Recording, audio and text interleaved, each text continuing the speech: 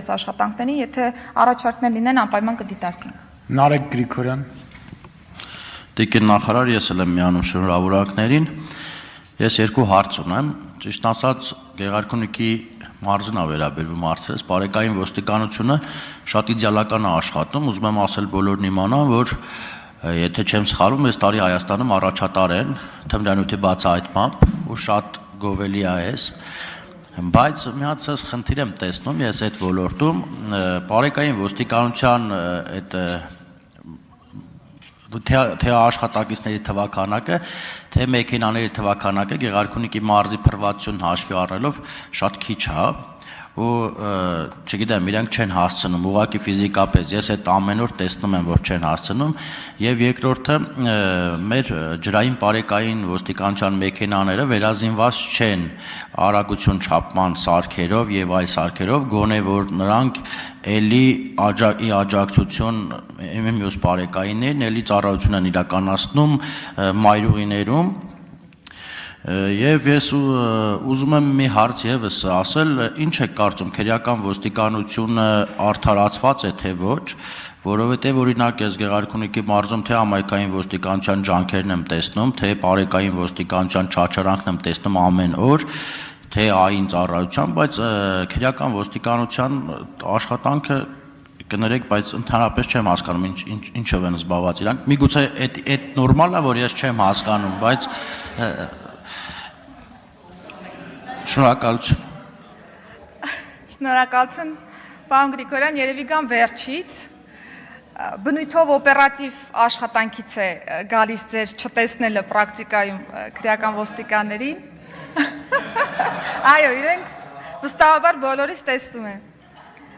Պարոն Գրիգորյան, իրականում քրեական ոստիկանության առումով ծառայությունը նոր է ներդրվել, կարելի է ասել, 2024 թվականի նոյեմբերի 1-ից, բայց ներդրումից հետո ունենք բավական լավ արդյունքներ գրանցված եւ թմրամիջոցների ԱՊՆ շրջանառության դեմ պայքարի թվերը ես որ նշեցի, մի քանի տասնյակ կիլոգրամներ միայն նոյեմբերի 1-ից հետո են արգրավել, այսինքն երբ որ մենք շեշտը դրել ենք մեթոդաբանության առումով ներմուծման վրա, այսինքն ներմուծման շղթան ենք կոտրել, որպեսզի հետագայում տարածումը կանխվի, այստեղ մենք մեծ խմբականակներ են կարողացել դուրս բերել ԱՊՕ-ի շրջանառությունից։ Բայց թե այս ծառայությունը, թե համայնքային ոստիկանությունը նոր ծառայություններ են, որովհետև ինչքան էլ որ պատմականորեն ունեցել են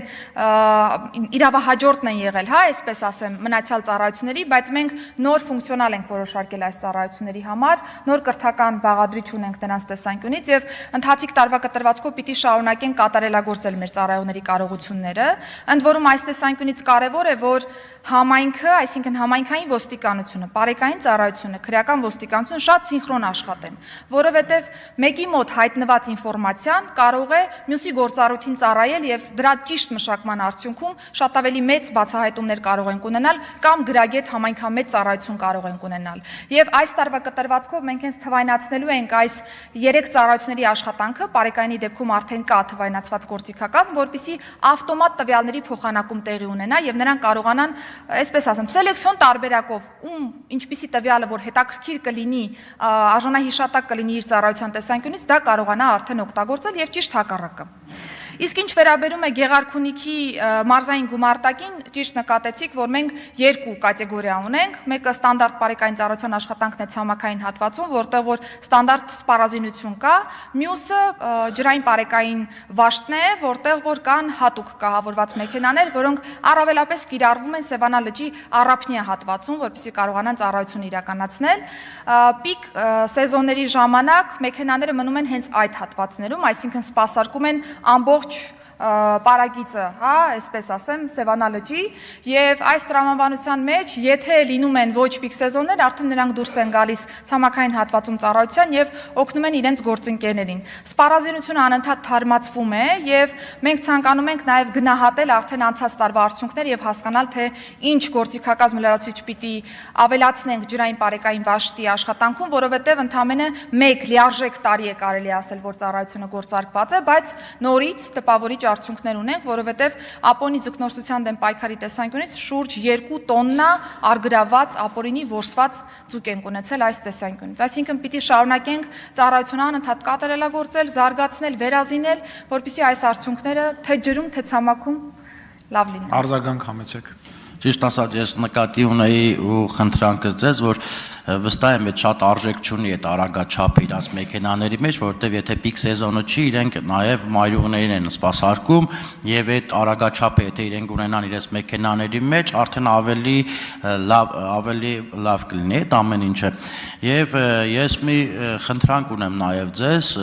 վստահ եմ դուք այդ հանրարական տվեր եք, բայց կուզեմ եւս մեկ անգամ տալ։ Օրինակ ես միշտ ամեն օր առավոտ գալիս եմ Երևան, ամրագոտին կապած, մեկ էլ մի հատ պետական համալիրով իշոր մարդիկ առանց ամրագոտու արագության գերազանցումը վստահ ու բարեկային դեմով անցնում են, այդ Կոտայքի մարզում է հիմնականում տեղի ունենում։ Ես խնդրում եմ մի հատ այդ մասով նորից խիստ հրահանգ տվեք, որովհետև այդ տհաճ երևույթ է։ Եթե ես չեմ, բայց քաղաքացին այդ նկատում է, այդ շատ վատ երևույթ է, շնորհակալություն։